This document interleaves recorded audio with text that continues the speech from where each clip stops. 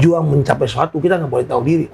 Kaya banget, uangnya nggak bisa habis, itu super power ya. Bagaimana kata networking itu bisa mengubah hidup seorang Gary Hakubun. Iya.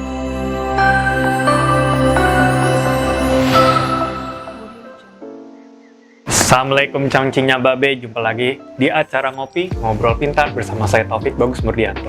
Kali ini temanya adalah tentang networking. Nah, kebetulan tamu spesial kali ini tuh udah malang melintang di dunia networking, apalagi kesehariannya itu tentang networking. Jadi saya perkenalkan Bang Gary Hakubun. Halo Bang Gary. Terima kasih loh udah mau datang, udah nyediain waktunya, orang sibuk ini. Kalau TBM yang undang harus datang. Semoga nggak kapok aja lah. Oh enggak apa. Oke, Bang Gary nih sekarang sibuknya lagi ngapain nih? Saya sekarang ya kita baru selesai ini ya bikin partai. Orang bikin partai. Baru selesai bikin partai. Ya, baru selesai makan mandi bikin partai. Berat banget. Berat ya ini. Tapi yang benar kita baru dalam setahun terakhir ya. Saya sama teman-teman bikin partai baru dan alhamdulillah baru selesai sekitar total berapa bulan yang lalu lah. Terus sekarang kita punya tanggung jawab buat gimana besarin ini partai, gimana bisa membantu teman-teman bacalek biar bisa masuk ke DPR DPRD. Itu aja sih. Prosesnya bikin partai itu kira-kira berapa lama nih kalau dikumpul-kumpulin? Ini kalau lama sih nggak terlalu lama karena kita hitung-hitung cuman less than 1 year ya, di bawah 1 tahun. Alhamdulillah puji Tuhan partai yang saya bikin akhirnya udah lolos menjadi peserta pemilu. Dan itu suatu hal yang luar biasa menurut saya karena posisinya belum pernah ada sih dalam sejarah Indonesia partai yang dibuat less than 1 year terus dia bisa menjadi peserta pemilu kan. Harus ada verifikasi faktual, ada banyak hal yang lebih tambah complicated di zaman sekarang. Ada sipol, ada mesti terintegrasi sama internet sama aplikasi. Tapi ya dengan kerja keras dan tentu punya link yang banyak kita bisa mengaplikasikan dan sekarang sudah resmi menjadi partai peserta pemilu nomor 9. Oh, berarti ini ya bisa dibilang pemecah rekor juga ya? Iya, bisa dikatakan demikian karena ini partai yang memang baru dideklir tanggal 28 Oktober 2021 dan sudah menjadi peserta pemilu pada tanggal 15 Desember 2022. Berarti kan kita bicara 1 tahun ya, dan itu tidak gampang juga karena kita mengumpulkan orang yang banyak ke seluruh Indonesia sampai ke level kecamatan. Nah, jadi ya jaringan itu kembali lagi. Pokoknya ini tentang networking lah, jaringan. Nah, ini sebelum masuk ke topik utama jaringan, kalau misalnya sosmednya apa? IG-nya apa? IG-nya Gary_Hukubun 85. Ada 2 sih. Jadi yang satu Gary_Hukubun 85. Teman-teman jangan lupa ikut ya. Follow. Kayak lagi iklan nih ya. Jadi itu saya buat khusus untuk video motivasi saya. Sementara yang saya baru bikin berapa hari lalu itu Gary Habel Hukubun. Itu pure aktivitas sehari-hari, terutama tentang partai politik ya. Jadi sengaja saya nggak mau menggabungkan antara video-video motivasi, reels, dengan aktivitas sehari-hari, terutama politik. Karena sebetulnya di segmentasi video motivasi itu banyak orang yang memang sudah menyukai situasi itu gitu. Jadi belum tentu mereka itu semua suka politik. Iya, betul. Makanya sengaja saya bikin jadi dua IG yang dimana satu itu pure video-video motivasi dan satu lagi lebih kegiatan politik atau sehari-hari. Jadi bisa campur sama foto, bisa reels, bisa itu. Kalau yang Gary_Hukubun 85 itu memang murni saya usahakan semua itu berupa video motivasi sih. Nah, ini kita ngomongin yang channel video yang motivasi, IG yang motivasi. Itu ceritanya gimana tuh? Kok bisa kepikiran tiba-tiba bikin channel video motivasi dan sekarang tuh followersnya udah berapa nih kira-kira? Kalau follower nggak banyak ya, mungkin sudah 50 ribuan aja. Oh, itu banyak itu. banyak yang jutaan kalau kita malu kalau bilang banyak. Nah, itu mencapai 50.000 dalam waktu berapa lama? Lama juga. Gitu. Kalau IG ini sebetulnya saya sudah bikin dari kalau nggak salah tahun 2017. Tapi sebetulnya dasar bikin video-video atau bahasa-bahasa motivasi itu berawal dari memang gue ini suka ngomong. Dan waktu 2009 saya kan pernah terpilih menjadi anggota DPR di Maluku ya, jadi wakil ketua DPR waktu itu. Rupanya ada yang menarik di saat saya baca-baca buku-buku yang rupanya itu buku-buku bahasa-bahasa motivasi. Selalu setiap kalau dibaca kayaknya menambah semangat lah gitu. Jadi akhirnya aku putusin mulai bikin foto. Zaman dulu foto, edit tulisan dalam kualitas yang buruk sih waktu itu, zaman tahun 2009, 2010. Udah iseng-iseng bikin, lama-kelamaan karena memang juga di DPR kita juga harus ngomong kan, harus mesti ngomong, dan kebetulan karena saya posisi sebagai wakil ketua salah satu pimpinan, kadang mesti mimpin sidang. Jadi dipaksa untuk gimana kita harus bisa lebih luas bicara gitu. Dulu saya juga nggak terlalu pintar bicara karena bukan juga dari organisasi di kemahasiswaan, nggak pernah ikut ya, SMA pun nggak pernah ikut organisasi apapun. Jadi tiba-tiba harus berhadapan dengan situasi kita harus banyak ngobrol sama orang. Salah satunya juga saya memberanikan diri untuk mulai bikin video-video. Walau kualitasnya buruk, nggak bagus, tapi at least dalam pikiran gue tuh gimana caranya mengasah cara berbicara. Yang penting mulai dulu lah ya. Betul, dan tidak takut kamera, berani lihat kamera, berani seperti itu. Nah, kenapa sampai akhirnya saya mulai tekunin benar-benar serius tahun 2020. Ada satu video, rupanya dia tuh bener itu, kemana-mana gitu. Viral. Saya masih ingat dia tuh judulnya tuh tentang kertas. Jadi saya pernah ngomong uang itu kertas, ya semua tuh kertas. Semua kertas, tapi ada satu kertas yang tidak pernah bisa dilihat oleh manusia, itu adalah surat kematian. Nah, itu yang menarik lah. Dan rupanya dari situ ada dua hal yang aku pikir ya. Pertama, wah ini kesempatan nih, kalau udah viral kan, kita tinggal maintain aja. Yang kedua, ada perasaan tanggung jawab juga sih. Kayaknya bahasa-bahasa gue itu bisa diterima sama banyak orang, dan itu bisa memberikan paling enggak motivasi, semangat. Ada yang lagi ada masalah, begitu dengar video mungkin dia lebih tenang. Nah, setelah itu mulai fokus terus bikin. Sebenarnya tujuan bikin video ini lebih ke bagaimana pertama tetap eksis ya, yang kedua ngebantu orang juga. Makanya di ending video saya kebanyakan selalu gue ngomong semoga bermanfaat. Jadi tujuan gue memang pingin video-video itu bisa jadi manfaat buat orang, walaupun nggak sering, tapi sekali-sekali ada aja yang pas kena, pas lagi ada masalah seperti itu. Pernah nggak sih waktu mau bikin, motivasi apa hari ini tuh kayak, aduh belum dapet inspirasi. Biasanya inspirasi dapat dari mana tuh? Kita nggak boleh membuat schedule waktu mau bikin sebuah video, dia mesti ngalir. Jadi misalnya seminggu nih lagi jenuh, ya udah nggak usah bikin. Kalau lagi semangat sehari bisa, karena ini kan pidatonya sendiri kan, bicara sendiri, nggak ada dua. Jadi kan kita, apalagi video aku tuh ya aku sendiri yang bikin, aku yang edit, aku yang semua gue sendiri. Jadi memang udah jadi hobi lah. Dan juga pakai aplikasi yang ringan di handphone. Jadi cukup ada itu kamera handphone, nggak ada orang, sepi di rumah, udah. Jadi kita jangan membuat sebuah schedule, karena schedule itu dia kaku. Sementara mood kita tuh kan dia ngalir. Jadi kalau mood lagi enak, atau tiba-tiba ada inspirasi, ada bahasa-bahasa yang enak, atau kita dapat dari mana lah gitu. Kalau kita nggak bisa langsung bikin di situ, at least mulai simpan di notes di handphone. Biar nggak lupa ya. Iya, dia nggak lupa.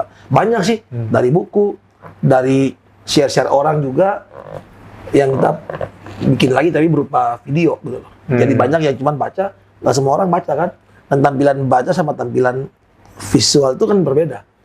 Nah, aku coba mengimplementasikan sesuatu yang masih dalam berupa tulisan menjadi video. Jadi bahasa-bahasa itu bukan semua, mungkin 99% itu bukan dari gua sendiri, tapi karena tidak ada larangan seperti lagu. Kalau lagu kita bicara tentang royalti, tapi kalau bahasa-bahasa yang motivasi kan nggak ada larangan selama kita bisa menyampaikan dengan baik, dengan style kita, dan itu bisa membantu orang. Aku rasa nggak ada yang protes lah. Gitu.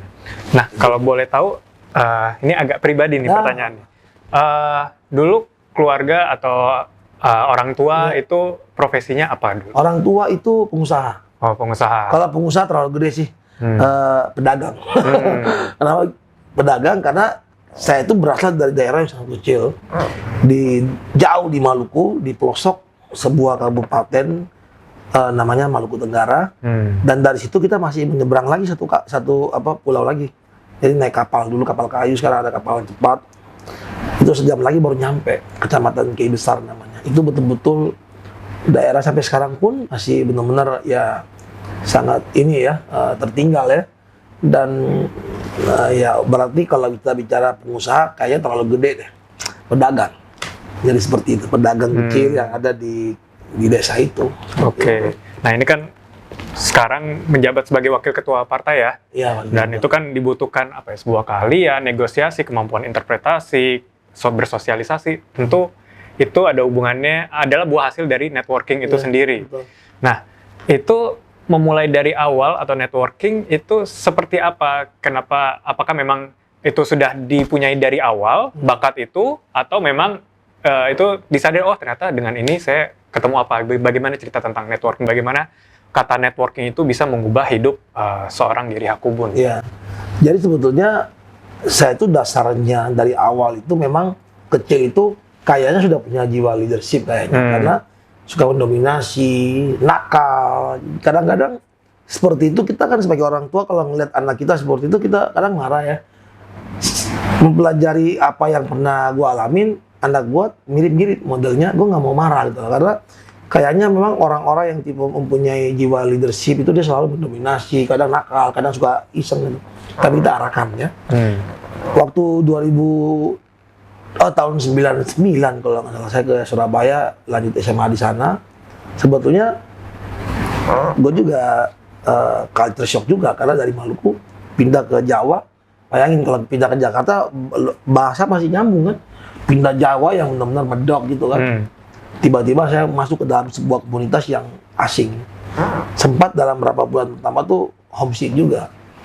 Tapi nggak tahu kenapa ya, mungkin karena memang dalam diri itu suka berteman sama orang, pelan-pelan mulai berteman, lama-lama mulai banyak. Dan dari situ yang gua rasa itu memang sering mendominasi dalam sebuah lingkungan. Lama-kelamaan setiap mendominasi lingkungan itu selalu ada ini lagi, lebih lagi nih, lingkungan baru lagi terasa dari situ. Tapi secara profesional itu terasa pada waktu menjadi anggota DPR itu. Itu betul-betul dituntut. Waktu itu saya usia 23, 24 lah. Oh, muda ya, 24 iya. Sudah menjadi anggota DPR. Iya, jadi wakil ketua lagi waktu itu. Sementara di bawah itu, teman-teman kita tuh ada yang usia 60, 50. Bayangkan gimana kita membawa diri untuk bisa membuat mereka menerima kita. Jadi banyak hal yang, satu hal yang gua rasa juga pas waktu di situ membuat gua jadi akhirnya lebih nyaman berteman sama orang yang usia 50-60 ke atas. Itu terbawa sampai sekarang. Jadi bukan karena anti berteman sama seumuran, bukan. Cuman kayaknya dari candaan-candaan jadi sudah nggak nyambung kalau kita bicara sama orang yang seusia sama gitu. Tapi kalau seusia 40 itu paling muda deh. Kebanyakan 50-60 itu akan terasa lebih nyambung. Nah, ditambah dengan pekerjaan sekarang yang memang notabene urusan sama orang tua, tentu lebih membuat cepat dewasa lah seperti itu. Jadi sebetulnya itu yang membuat mengasah kenapa aku yang dulunya begitu kayak sebenarnya nggak percaya diri kan, sekarang mungkin bisa dikatakan over gitu. Dia over, terus udah mulai kita tarik dikit biar agak jangan over banget lah gitu. Karena mending over confidence daripada nggak punya kemampuan untuk maju itu udah pasti nggak bisa maju. Tapi kalau kita over confidence memang over, tapi dari over itu baru kita mulai narik dikit, jadi kita cari keseimbangan di situ. Banyak yang bilang, Ger, lu harus tahu diri. Tahu diri bisa, tapi tahu diri itu di etika. Tapi dalam berjuang mencapai sesuatu kita nggak boleh tahu diri. Tahu diri akan membatasi kita untuk maju. Kita harus confidence. Bahkan over nggak apa-apa, nanti baru kita turunin dikit gasnya dia. Yakin Itu dulu. sih. Jadi keyakinan itu mendorong kita untuk berbuat dulu daripada Betul. kita tidak berbuat apa-apa ya. Betul, keyakinan itu ada di agama, manapun gitu kan, iman. Sesuatu yang kita percaya, iman kita, keyakinan. Sesuatu yang kita yakin itu bisa terjadi kalau kita betul-betul yakin. Nah, gimana supaya terjadi? Ya harus action, ya kan? Jatuh bangkit lagi, jatuh bangkit lagi. Kalau orang bahasa motivasinya jatuh 7 kali, bangkit lagi yang ke-8 kan gitu kan. Karena gini, ini kita biar sharing-sharing ya. Kita kalau jatuh itu sebuah insiden. Kita ada masalah insiden, gagal insiden. TBM nyoba ini belum berhasil, itu insiden, itu sesuatu yang memang insiden. Tetapi untuk bangkit kembali itu sebuah pilihan. Nggak semua orang memilih untuk balik. Ada yang udahlah stop. Jadi terjatuh adalah insiden, bangkit kembali adalah sebuah pilihan. Seperti itu. Betul. Berarti nggak boleh menyerah ya. Apapun yang kita bisa kontrol kita usahakan gitu. Betul. Nah, kalau selama sepak terjang menyusun network, menyusun jejaring, kira-kira apa sih tantangan terbesarnya gitu dari networking itu sendiri? Ya pertama adalah tentu belum tentu semua orang tuh mau menerima kita, apalagi lu kapasitasnya apa, kan gitu. Oke lah kalau sama teman-teman yang sedawar oke, tapi kalau orang yang punya level lebih tinggi belum tentu bisa langsung diterima gitu kan. Kadang-kadang itu kejam, tapi kalau kita nggak punya value, kita nggak punya nilai, kita tuh nggak dianggap manusia. Itu normal, itu fakta. Jadi untuk semakin besar network yang kamu pingin, kamu juga harus upgrade dirimu juga. Jadi kamu harus bisa bernilai, gitu kan? Dan aku percaya gue percaya di dunia itu semua orang bernilai. Yang bedanya cuman ada yang berada di tempat yang tepat, ada yang enggak. Yang enggak itu banyak faktor. Memang dia mungkin lingkungannya nggak mendukung, keluarganya juga tidak memberikan support, dia sendiri juga secara nasib mungkin kebetulan tidak mendapatkan peluang yang pas. Tapi semua orang sebenarnya punya potensi dan peluang dan berharga gitu loh. Kalau dia berada di tempat yang tepat, jadilah orang-orang hebat seperti yang sekarang. Tapi kalau coba berada di tempat yang nggak tepat, mungkin misalnya Cristiano Ronaldo. Kalau tiba-tiba Ronaldo dia adalah seorang PNS di DKI Jakarta, belum tentu dia dikenal orang kan. Berarti kan kebetulan dia berada di tempat yang tepat, jadi maksimum. Kita mungkin nggak sampai maksimum, tapi oke lah kita ada di tempat yang tepat. Jadi mengetahui kemampuan diri sendiri penting, karena itulah yang membuat kita bisa ada value semakin tinggi, jaringan semakin luas. Jaringan semakin luas, peluang semakin besar. Berarti intinya harus ada take and give lah. Ada yang bisa kita berikan kepada network kita, dan Pasti. di saat yang sama network kita karena take and give gitu saling menguntungkan lah, Betul. win-win gitu ya. Kadang ya, yang paling ringan, yang paling kecil dari sebuah take and give, oke lah, orang itu ingin dekat sama kita.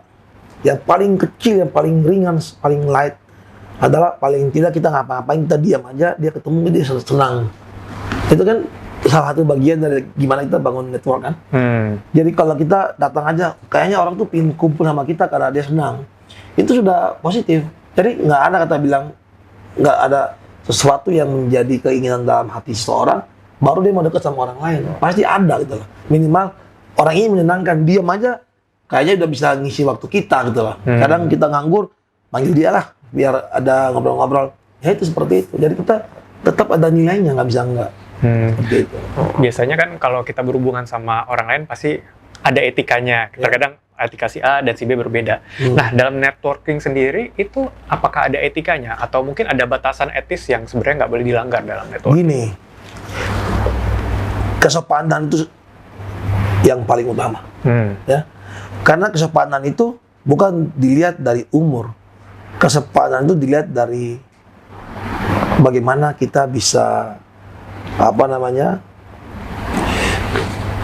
membawa diri, ya. Jadi orang-orang itu menghargai kita tuh karena kita sopan, lebih menghargai kita karena kita sopan dibandingkan menghargai kita karena usia. Karena etika itu adalah sebuah tata bahasa, bukan tata usia. Jadi sopan itu sebetulnya poin gimana kita bisa membawa diri. Orang itu memang pasti tidak, kalau belum kenal kita pasti asing. Tapi kalau kita bisa membawa diri dan sopan, etikanya itu adalah kita tahu sopan santun, seharusnya bisa masuk seharusnya pasti bisa masuk untuk nggak ada yang susah sih. Jadi kalau mau tanya apa sih tips kalian supaya dekat sama orang, ya udah sopan karena etika itu tata bahasa bukan tata usia. Berarti itu yang resep apa ya bisa bikin seorang Gary Yacobun bisa waktu menjadi anggota DPR lebih dekat dengan usia yang justru jauh di atas. Betul. Dan waktu itu malah memimpin dalam posisi strategis lah. Iya. Jadi dan itu waktu saya berpikir untuk mendekatkan diri dengan orang-orang tua ini, itu Gus kita nggak bisa tuh cuman bersandiwara. Kita harus melebur, ngerti kan? Kita harus melebur sama mereka. Kita harus cari chemistry-nya apa nih, supaya sehari-hari kalau mau ketemu mereka ini, gue memang senang. Kalau nggak ada chemistry percuma, kalau cuman misalnya berpura-pura percuma. Jadi untuk bisa betul-betul bisa masuk dalam lingkungan mereka, berbaur sama mereka, bukan cuma secara fisik, tapi secara hati pun harus. Jadi saya itu berusaha mendalami gimana nih saya dia berteman sama orang-orang tua ini, supaya setiap hari ketemu mereka nyaman juga gitu. Kalau nggak nyaman pasti nggak bisa bertahan lama ya. Itu sih yang aku ngalamin. Jadi mungkin itu semua proses-proses yang terbentuk di awal, sehingga pada waktu di Jakarta, pada waktu kita berbuat hal yang lebih besar dengan orang yang usia lebih tua dari kita, pekerjaan yang lebih berat, kita sudah terasa ringan karena kita sudah mungkin ditempa waktu itu. Kayaknya seperti itu. Itu kata kunci pertama, sopan. Nah, bagaimana sih supaya network atau jaringan ini tetap stay positif? Karena kan nggak semua orang, kadang ada yang mungkin pada waktunya itu bisa putus di tengah jalan karena suatu masalah atau bagaimana. Nah, bagaimana supaya relasi ini atau hubungan ini berada dalam batas positif lah, setidaknya tidak negatif gitu, tidak putus hubungan gitu. Jadi kalau aku ya, prinsip aku nggak pernah mau peduli itu orang istilahnya harus melihat gue ini sebagai hal yang positif bagi mereka, walaupun keinginan gue gitu. Kenapa? Karena manusia ini kita nggak bisa baca isi hatinya mereka. Rata-rata orang-orang itu nggak ada masalah dengan kita, bahkan baik. Tapi kebanyakan manusia sifat dasarnya tuh nggak akan nyaman kalau kita lebih dari mereka. Mau itu saudara, keluarga, teman, sahabat. Jadi kita nggak usah punya ekspektasi apa-apa tentang mereka punya pandangan terhadap kita. Yang penting dari kita ke mereka, kita do the best aja. Baik aja sama mereka, tulus, nggak ada berteman karena pengen begini, pengen begitu. Karena banyak sih pengalaman gua ya, teman-teman itu yang dulu aku pikirin baik, rupanya dia berubah dan dia malah ngianatin, nusuk dari belakang apa ya. Semua pengkhianat itu berasal dari orang dekat, bukan dari orang jahat. Yang menyakitkan kita paling tinggi, paling dalam adalah orang dekat, bukan musuh. Kalau musuh enggak. Tapi kita punya pilihan juga. Terus kita bisa berpikir untuk, oke, saya nggak bisa merubah dia ini menjadi seperti yang kita inginkan, tapi kita masih bisa mengubah diri kita punya pandangan terhadap dia. Oh, aku pikir kamu baik. Oke, rupanya nggak seperti itu. Udah, rubah pikiran kita. Yang dulu kita pikirin orang baik, rupanya enggak. Tapi kita nggak perlu bereaksi. Nggak perlu berharap juga mereka harus berubah untuk kita, atau baik untuk kita, atau bahkan bermanfaat buat kita. Kalau memang itu terjadi bermanfaat dalam hubungan kita, berarti itu adalah sebuah bonus. Tapi kalaupun tidak, kita biarkan relasi pertemanan, persahabatan ini hanya sebatas silaturahmi sosial manusia. Jadi nggak ada beban. Misalnya kayak gue berteman sama lu, sama si A, si B, ya udah berteman. Kalau suatu saat ada hal yang dimana kita butuh bantuan, kita pingin minta tolong, atau kita yang harus memberikan bantuan, atau ada mau kemana jalan, ya udah itu nanti. Tapi pada dasarnya yang paling penting itu basic dari networking itu adalah persahabatan dulu nih. Kalau itu terbentuk dengan baik, sebetulnya tidak ada masalah sih, selalu akan positif. Tapi kalau jadi yang paling penting itu kita dulu nih. Kalau kita sudah bisa kontrol diri kita selalu positif, rupanya salah satu teman kita tuh negatif, berarti ya salah kan bukan kita, ya kan? Ya dia yang rugi, bukan kita. Gitu aja. Jadi ya tentu kita waspada dalam berteman, tapi ya bukan berarti karena waspada berarti semua orang yang berteman sama kita tuh pasti positif, belum tentu juga kan. Jadi yang paling penting kita dulu nih, proteksi diri kita dulu, kita niatnya baik, nggak ada niat yang jelek, dan kita nggak berpikir yang aneh-aneh. Masalah nanti dia misalnya mengkhianati atau hanya jadi negatif hubungan gara-gara gini gitu-gitu, semua itu biar dia yang start, bukan kita yang punya hal. Jadi kembali ke kita sih, kontrol diri kita tuh yang paling penting sih sekarang. Intinya tetap fokus kepada yang bisa kita kontrol, yaitu diri sendiri gitu ya. Oke, ini kan bukan pajangan. Oh, iya. Nanti udah ngomong nanti nyangkut gitu, diminum Iya, dulu iya, lah, iya, boleh siap, lah. siap. Oke. Nah, ini tuh kadang dalam networking itu gimana ya? Ada sisi personalnya, ada sisi profesional. Iya. Nah, gimana caranya supaya ini kayaknya batas-batas apa atau kira-kira enaknya ini masuk ke personal, ini masuknya profesional, jangan sampai kayak duanya jadi satu. Atau mungkin disarankan duanya dileburkan gitu. Sebetulnya kalau aturan, ya tentu harus dibedakan. Mana yang profesional, mana yang cuman personal. Tapi kalau tanya Gary, prinsip gua lebur jadi satu. Tapi dalam etika kita harus menjaga. Misalnya nih, contoh, aku mau ketemu, misalnya Bagus, anggota DPR ya. Sehari-hari kumpul berteman, tapi begitu ada di kantor kayak atau di depan teman-teman gitu, aku harus membawa diri, menjaga citranya Bagus sebagai emang di situ posisi sebagai anggota DPR misalnya nih kan. Terus keinginan gue adalah ada minta tolong masalah apa yang putusannya harus dari DPR. Karena saya sudah dekat kan lebih gampang ngomong gitu kan. Tapi di depan kita harus menjaga. Jadi harus melebur jadi satu. Indonesia ini bisa dikatakan negara yang paling the best di antara semua negara di dunia. Karena yang paling diutamakan itu adalah tentang hubungan baik. Nah, itu juga yang akhirnya salah diimplementasikan menjadi korupsi, jadi nepotisme, jadi kolusi, KKN itu. Misalnya, ini mau si A ini kita tilang karena nggak pakai helm kan. Si A ditilang pergi, si B datang tetangga rumah, waduh, udahlah kamu lewat aja. Apa itu? Kembali karena ada kekeluargaan, walaupun diimplementasikan salah. Nah, Indonesia punya kekayaan kebudayaan yang kurang dimiliki oleh negara lain itu seperti itu. Jadi kalau you punya hubungan baik, itu cenderung itu nggak susah untuk banyak hal berbuat dalam hal ini yang positif ya, bukan yang negatif.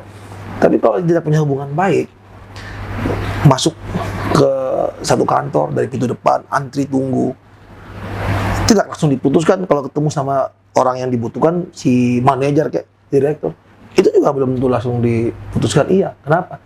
Dia menimbang, memutuskan juga kan based on emosional dalam perasaannya dia. Jadi kalau dia udah punya kedekatan emosional duluan, itu sangat bagus. Jadi buat apa tuh lebih gampang. Semua yang jadi aturan cuma formalitas. Ini kalau menurut aku ya. Jadi hubungan baik itu selalu di depan. Bangun sebanyak mungkin hubungan baik. Di antara itu ada beberapa yang harus melalui profesional. Iya. Jauh lebih mudah dibandingkan kalau aku butuh baru aku datang secara profesional. Akan lebih susah. Kan kita nggak tahu. Belum ada chemistry, belum ada perasaan, belum mengenal. Kita bicara profesional itu nggak gampang. Jadi dalam segala hal ya, terus saya sharing dalam urusan saya berapa waktu terakhir sebelum kita start yang sifatnya kelompok, selalu saya sengaja bikin chemistry dulu di dalam tim itu karena itu penting. Dengan kedekatan emosional, chemistry-nya dapat, yang lain dikerjakan lebih mudah. Kalau itu nggak ada, susah. Sepak bola harus ada orang yang bagian psikologinya kan, mengangkat psikologi, mengangkat kebersamaan tim, karena tanpa itu susah. Kita manusia itu kan harus terkonek dari batin dulu, baru kita bicara secara verbal itu jauh lebih mudah. Tapi kalau secara batin belum ada ikatan, agak susah.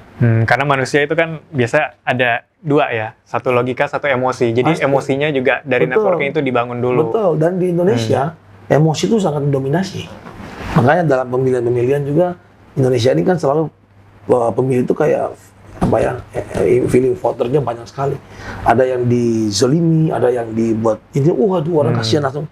Itu kelebihan di Indonesia seperti itu. Jadi kita harus menjaga budaya itu terus untuk networking kita. Bangun hubungan yang banyak ya, siapapun. Jangan kita melihat orang ini cuma orang di atas atau level kita baru berteman. Yang di bawah juga. Orang nggak pernah tahu kan, kita membangun hubungan baik dengan banyak orang. Siapa tahu salah satu di antara mereka itu adalah jalan hidup kita. Kan kita nggak tahu gitu kan. Betul. Gitu. Oke. Ini saya ada pertanyaan tembakan. Siap. Jawab dengan cepat. Siap. Waduh. Ini waktu berpikirnya sebentar. 0,1 detik nih kayaknya. Kalau punya superpower mau pilih apa dan kenapa? Kalau punya power, Superpower mau pilih superpower apa? Alasannya apa? superpower dalam konteks Superman seperti itu ya? Iya, apapun. Apapun. Kepingin kaya. Itu superpower ya kayaknya ya? superpower. Kenapa tuh?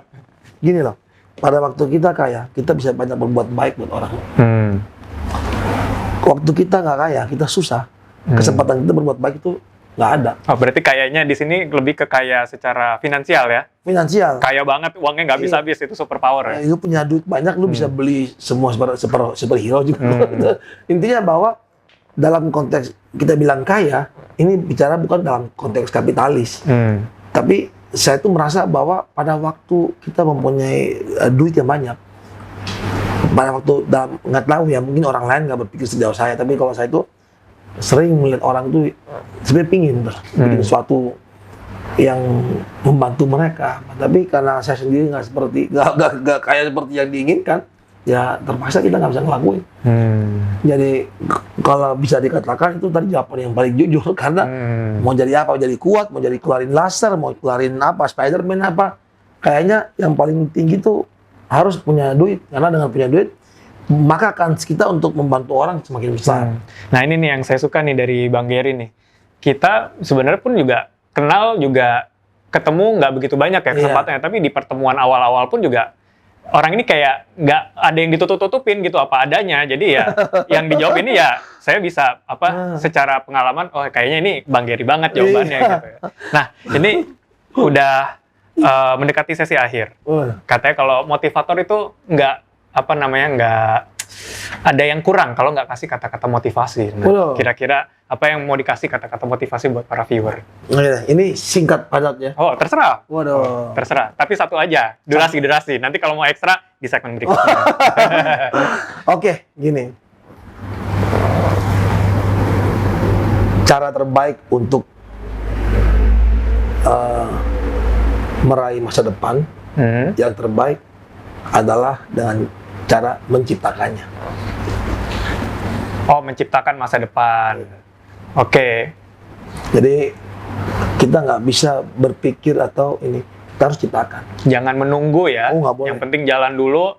Masalah nanti itu akan membuka peluang. Pasti. Daripada diam aja, lebih baik menyesal karena berbuat kesalahan daripada menyesal tidak berbuat apa-apa, gitu ya. Karena kalau kita nggak berbuat apa-apa, suatu saat nanti penyesalan itu pasti akan datang. Tapi kalau kita berbuat apa-apa, walaupun itu masih belum berhasil, kita nggak akan menyesal karena kita masih akan mencoba lagi. Ingat tuh, kegagalan itu bukan opposite dari kesuksesan.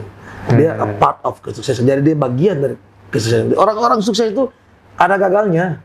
Jadi tanpa itu dia nggak mungkin sukses kan. Jadi kegagalan itu bukanlah lawan dari kesuksesan. Kegagalan adalah bagian dari kesuksesan itu sendiri. Sip. Wah, ini pokoknya kalau motivator tuh udah nggak perlu dipertanyakan lagi lah kemampuan ininya. Nah, ini kalau viewers nih masih banyak yang mau tahu cerita pengalaman dari Bang Gary, komen di bawah atau like. Jadi besok-besok kalau saya undang, atau mungkin tentuin topiknya sendiri, mau topik apa gitu ya. Jadi bisa saya undang lagi. Terima kasih banyak nih Bang Gary udah mau hadir. Semoga nggak kapok ya kalau saya mau undang besok-besok.